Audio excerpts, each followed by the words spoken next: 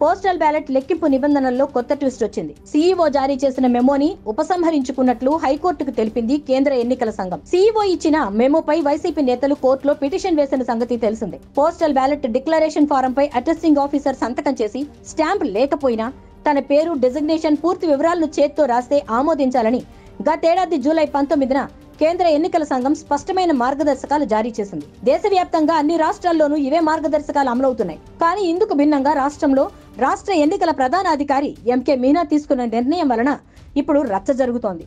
Postal ballot ఓట్లపై కేంద్ర ఎన్నికల సంఘం నిబంధనలను సడలిస్తూ ఏపీ సీఈఓ ముఖేష్ కుమార్ మీనా 25న ఒక మెమో జారీ చేసిన విషయం తెలిసిందే.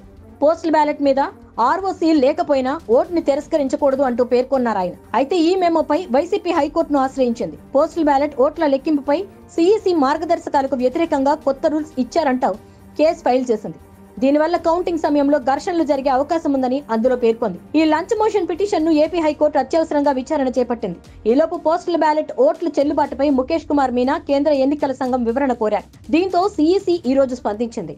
పోస్టల్ బ్యాలెట్ చెల్లుబాటుపై క్లియర్ ఇన్స్ట్రక్షన్ ఇచ్చింది.